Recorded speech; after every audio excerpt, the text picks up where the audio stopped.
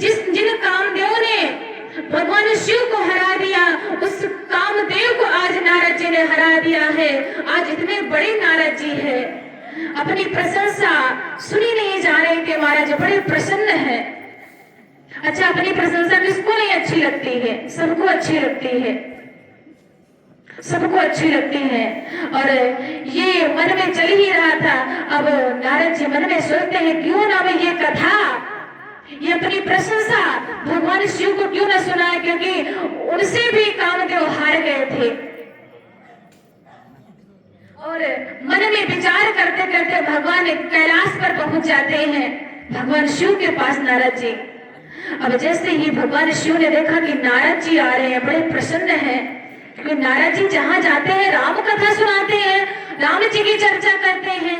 लेकिन नारद जी पहुंचे तो राम जी की कथा की बजाय काम कथा सुनाने लगे। कहा, महादेव, जिस कामदेव को आप भी नहीं हरा पाए थे, उस कामदेव को आज मैंने हरा दिया है महाराज। लेकिन ये नहीं पता है कि किसकी कृपा से मैंने हराया है महाराज, किसकी कृपा से मैंने हराया है। मैं कुछ नहीं कर सकता हूं, ये सब तो ठाकुर जी की कृपा से होता है महाराज, ये सब ठाकुर जी की कृपा से होता है। मैं कुछ नहीं दे सकता हूं। अगर किसी को दान कर रहे हो तो उस भाव से दान मत करिए कि मैं दे रहा हूं आपको। आजकल के लोग ऐसे हैं, किसी को दान देते हैं तो पहले वीडियो बना लेते हैं, कुछ चंद व्यूज आने के लिए वीडियो बना करके डाल देते हैं और कहते हैं मैंने बड़ा पुण्य का काम किया है महाराज। ऐसे पुण्य की कोई आवश्यकता नहीं है, ऐसे पुण्य की कोई आवश्यकता नहीं है। आज नारद जी भगवान शिव को अपनी काम कथा सुनाते हैं। भगवान शिव ने समझाया, नारद जी बड़ी सुंदर है, बहुत अच्छी बात है, आपने बहुत अच्छा तप किया है महाराज। लेकिन ये कथा आपने मुझको तो सुनाया, लेकिन ये कथा भगवान विष्णु को मत सुनाना। लेकिन उनको कहां सब्र। नारद जी मन में सोचे कि मेरी प्रशंसा इनको सहन नहीं होती है, देखी नहीं जाती है, इसलिए कह रहे किसी को बताना मत। क्यों नहीं बताऊंगा भाई, हमने अच्छा काम किया है, मेरी प्रशंसा हो रही है, तो क्यों नहीं बताऊंगा। वहां से चल देते हैं और वैकुंठ में भगवान विष्णु मुस्कुरा रहे हैं अपने भक्त की लीला को देख करके। वो तो सबके भाव को जानते हैं महाराज, दुनिया में संसार में क्या हो रहा है सबको जानते हैं। कहते प्रभु सब में समभाव विराजे, प्रभु सब में समभाव विराजे, सबका करे उद्धार, बरस रही प्रभु की कृपा अपार, बरस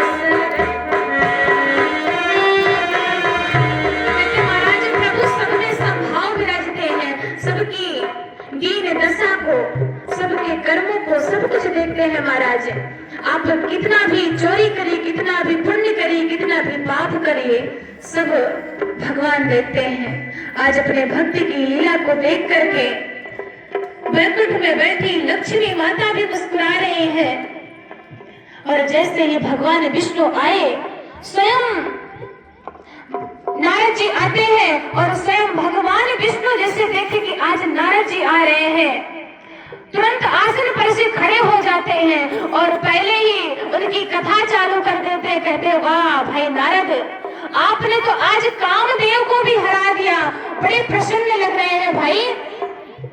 और वहां से लक्ष्मी मैया कहती आज बड़े दिन बाद आना हुआ है नारद जी, आज बड़े दिन बाद आना हुआ है। अपनी पूरी कथा सुनाते हैं नारद जी और वहां से फिर चल देते हैं। आते हैं, बड़े प्रसन्न थे, चारों तरफ यही चर्चा चल रही थी। भगवान ने कहा कि कुछ तो करना पड़ेगा। करुणानिधि मन में विचार करते हैं, मेरे एक ऐसा भक्त है, नारद जी जैसे भक्त के मन में ऐसे विचार आ जाएंगे तो संसार का क्या होगा। करुणानिधि मन देख विचारी, उर अंकुर्यु गर्भ तर भारी। इसके मन में एक अहंकार का बीज उत्पन्न हो गया है।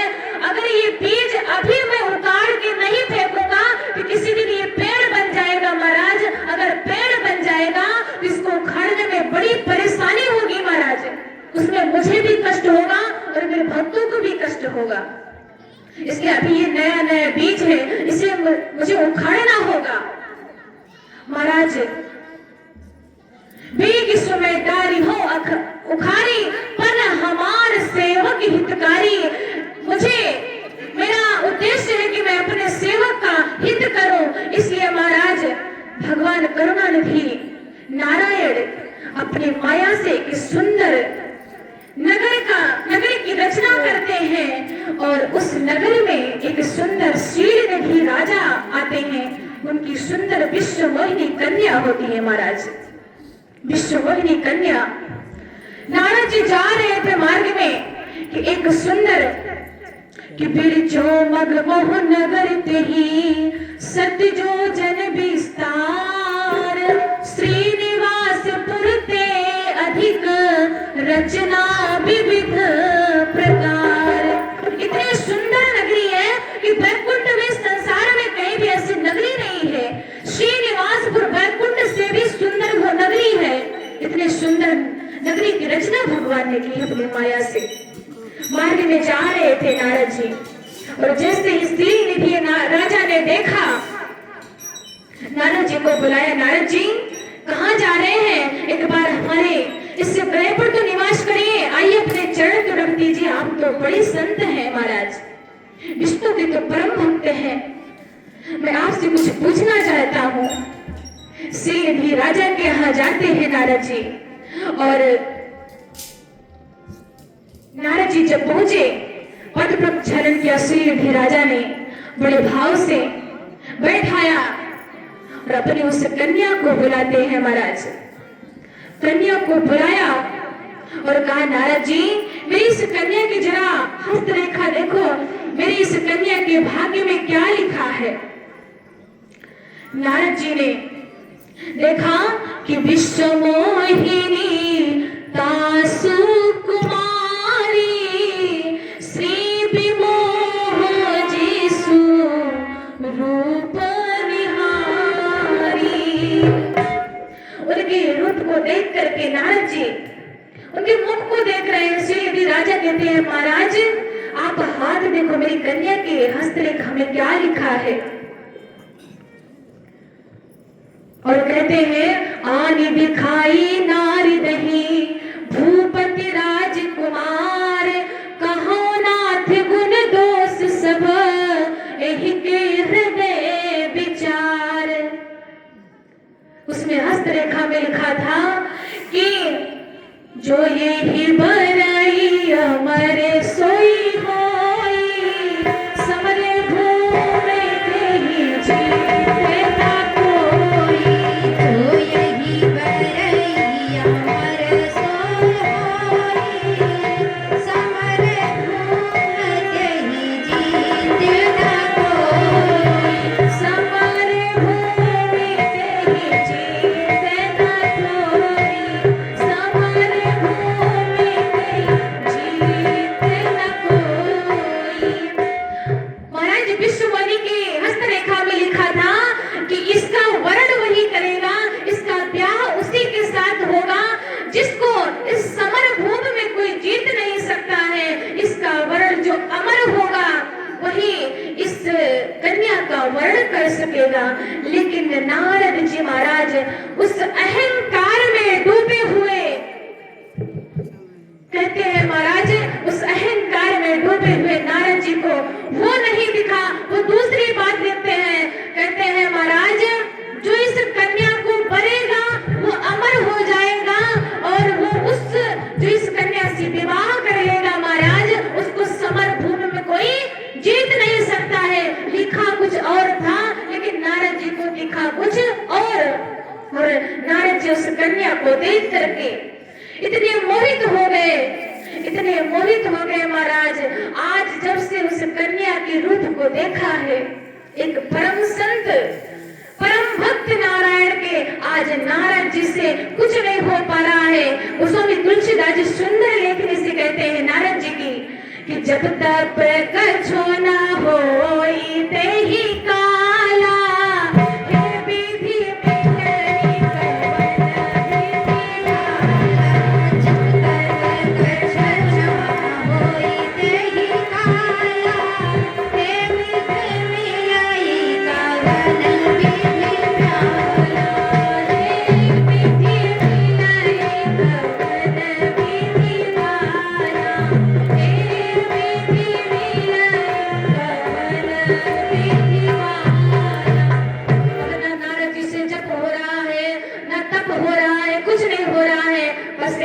में चल रहा है हर समय कि किस प्रकार से ये कन्या मुझे मिल जाए महाराज। लेकिन मन में सोचते हैं कि ये कन्या मुझे वर्ण कैसे करेगी।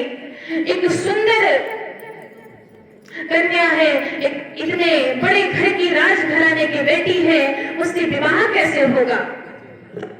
श्रीनिधि राजा महाराज कहते हैं, एक सभा करते हैं और उस कन्या से कहते हैं, बहुत सारे राजा को आमंत्रित करते हैं और उस सभा में बुलाने की सूचना देते हैं महाराज, निमंत्रण देते हैं कि सभी राजा आने वाले हैं उस महाराज श्रीनिधि राजा के यहाँ उस सभा में, उस नगर में। अब श्रीनिधि राजा ने कहा कि विश्ववाणी जिसका अपने मन से चयन करेगी वही इसका दूल्हा बन जाएगा महाराज। श्रीनिधि राजा ने ऐसा संकल्प लिया और उधर नारद जी व्याकुल हैं, उनसे जब तक कुछ नहीं हो रहा है। फिर मन में विचार करते हैं कि मेरा रूप भी सुंदर नहीं है, विश्ववाणी मेरा वर्ण कैसे करेगी। कहते हैं, अभी तक मैंने नारायण की बहुत भक्ति की है, मैं कुछ क्यों ना मांगू। और नारायण के पास चले जाते हैं। नारायण के पास जैसे वैकुंठ धाम पहुंचते हैं महाराज, वैकुंठ धाम पहुंच करके भगवान विष्णु से कहते हैं, प्रभु हर क्षण मांगो सुंदर ताई और हुई है जात कहरु अति भाई। प्रभु कहते हैं, प्रभु से नारायण जी कहते हैं कि प्रभु मैं आपसे कुछ मांगना चाहता हूँ। बोले क्या मांगते नारायण जी, आदेश तो करिए। बोले प्रभु वो मैं कुछ मांगना चाहता हूँ। बोले मांगिए भाई, क्या क्या क्या बताऊं भगवान, मैं विवाह करना चाहता हूँ। अरे नारद जी आप विवाह करना चाहते, बताइए भाई क्या चाहिए। भगवान विष्णु कहते क्या चाहिए। नारद जी कहते हैं, प्रभु मुझे अपना वो मुख दे दीजिए।